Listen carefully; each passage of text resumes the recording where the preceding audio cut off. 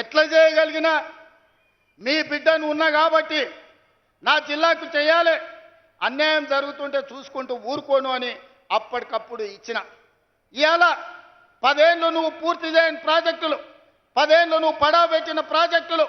అందుకే దామోదర రాజనరసింహ గారికి, ఉత్తమ్ కుమార్ రెడ్డి గారికి చెప్పిన, మా అనిరుద్ధ్ రెడ్డి అడిగితే ఈరోజు అన్ని ప్రాజెక్టులకు సంబంధించి పాలమూరు రంగారెడ్డి ఎత్తిపోతల, కల్వకుర్తి ప్రాజెక్టు, భీమా ప్రాజెక్టు, కోయిల్సాగర్ ప్రాజెక్టు, నెట్టెన్పాడు ప్రాజెక్టు, ఈరోజు ప్రతి ప్రాజెక్టు మహబూబ్ నగర్ జిల్లాలో ఉన్న అన్ని సాగునీటి ప్రాజెక్టుల భూ సేకరణకు ఎన్ని వందల కోట్లైనా ఈ సంవత్సరం డిసెంబర్ 9 తారీఖు లోపల మొత్తం భూ నిర్వాసితులకు వాళ్ళందరికీ నష్టపరిహారం ఇచ్చి భూమి సేకరించి రాబోయే 2 ఏళ్ల ప్రాజెక్టులు పూర్తి చేయడానికి ప్రణాళికలు సిద్ధం చేసినాం. అందుకోసం నీ కడుపు మండి కళ్ళల్లో నీళ్ళు వచ్చి నీకు దుఃఖం వచ్చిందా చంద్రశేఖరరావు గారు? మా పాలమూరు బాగుపడుతుంటే, ఎడారిగా మారిన మా పాలమూరు పచ్చగా మారుతుంటే, కృష్ణానది జలాలు మా పొలాల్లో పారుతుంటే నువ్వు ఎందుకంత విషం పెట్టుకొని ఈరోజు విషం జిమ్మాలని మా మీద పగబట్టి పనిచేస్తున్నావు అని నేను అడుగుతున్నా. వెనకటికి ఎవడో దొంగలకు సద్దులు మోసిందంట.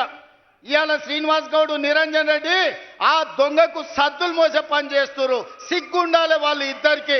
ఇవాళ జిల్లాలో జరుగుతున్న అభివృద్ధిని 75 ఏళ్ల తర్వాత ఆనాడు మొట్టమొదటి హైదరాబాద్ రాష్ట్రానికి ముఖ్యమంత్రిగా పాలమూరు బిడ్డ బూరుగుల రామకృష్ణారావు అయ్యిండు.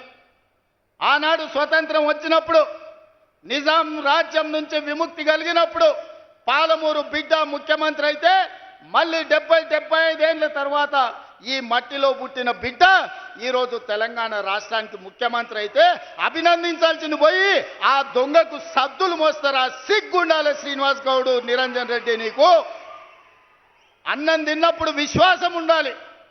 ఈ గడ్డ అన్నం పెట్టింది, ఈ ప్రాంత ప్రజలు మీకు అధికారం ఇచ్చారు. ఇవాళ ఓ 10 ఏళ్ళు పాలమూరు బిడ్డకు అవకాశం ఇస్తే పనులు జరగనప్పుడు మీరు ప్రశ్నిస్తే అర్థం ఉంది. 10 నెలలు కూడా కాలేదు, నువ్వు దిగిపో. ఏం పుట్టిందా వీళ్ళకు? ఏం అల్కగా అట్లా వచ్చినామా? గాలి కొట్టుకొచ్చినా మనము? పాలమూరులో మీరు అందరు, మా అక్కలందరూ ఆశీర్వదిస్తే కుర్చీలో కూర్చోలేదా?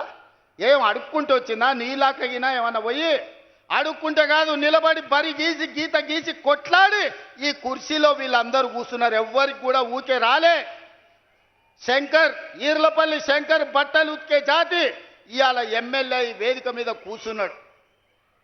చేపలు పట్టుకునే శ్రీహరి ఈరోజు మంత్రి అయ్యాడు.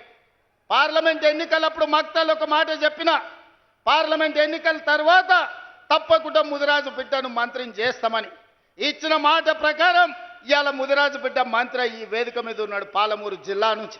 పాలమూరు అధికారం లేకపోతే ఇవాళ పాలమూరు బిడ్డ మొదటిసారి ఎమ్మెల్యే మంత్రి అవుతుండేనా? ఇవాళ మీరు ఆలోచన చేయండి.